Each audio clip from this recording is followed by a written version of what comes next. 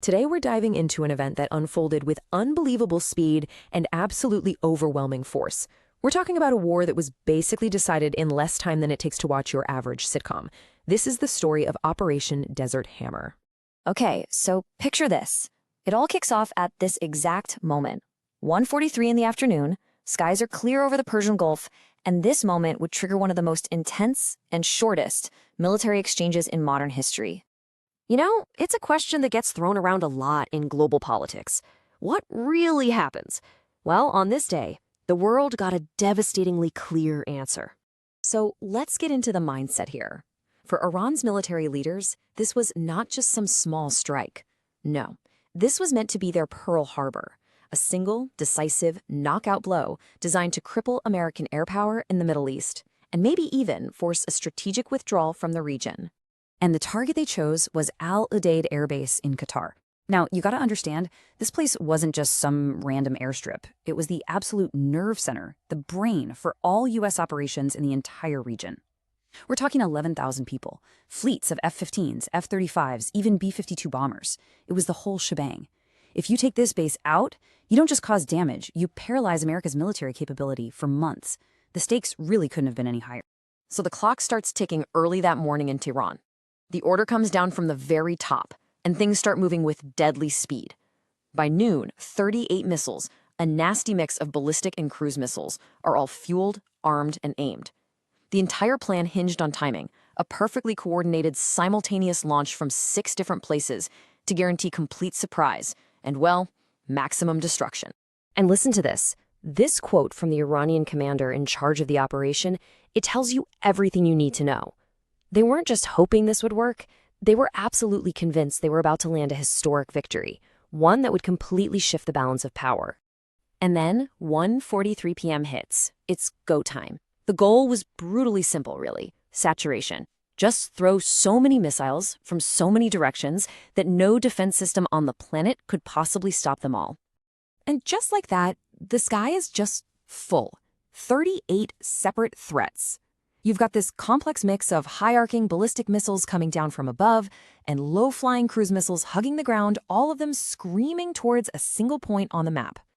But, and this is a huge but, Iran made a critical miscalculation. Before those missiles had even really cleared their launch pads, U.S. Space Force satellites detected the massive heat signatures. And get this, the warning was out in just 4 seconds. 4. An automated alert was already flashing across the entire U.S. command network. Their biggest advantage, the element of surprise, was gone. Just like with that warning, Udeid instantly transformed. It wasn't chaos, it was a machine. A complex, layered shield of defensive systems designed for this exact nightmare scenario just roared to life. So how did they do it? It wasn't just one system. It was this deadly interlocking web. Think of it in layers. First, you've got Patriot missiles going after the long-range threats. Then, THAAD systems target missiles in their final descent. Below them, F-15s are in the air actively hunting the cruise missiles. And if anything managed to get through all that, you had C-RAM Gatling guns on the ground waiting as the absolute last line of defense. And the result of that defense, it was absolutely stunning. Of the 38 missiles coming in hot, a full 35 were intercepted and destroyed. Against those kinds of odds, the shield held almost perfectly. So what about the 3 missiles that did get through? Well, they did some damage. 2 aircraft were damaged, a fuel depot was destroyed, and 13 people were wounded. A painful outcome for sure, but when you compare that to Iran's goal of killing thousands and leveling the base, it was a catastrophic failure for them. But hold on.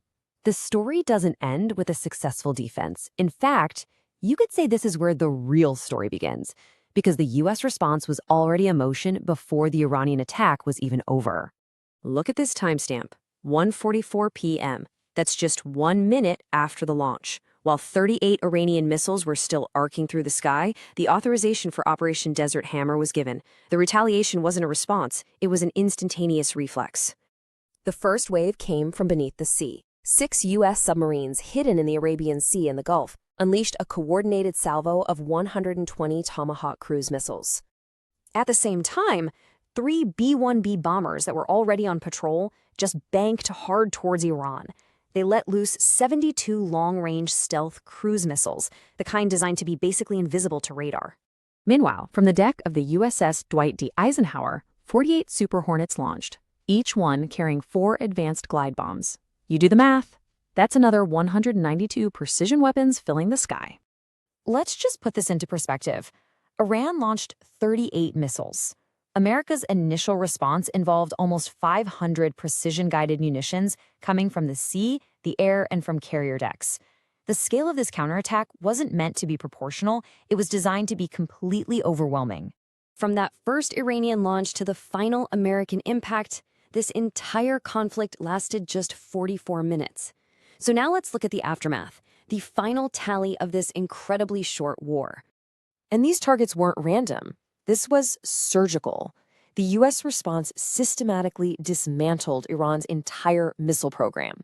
The 6 facilities that launched the attack, they were hit first. Then came the production plants, the command centers, and the radar network that made it all work. This final scorecard really tells the whole story.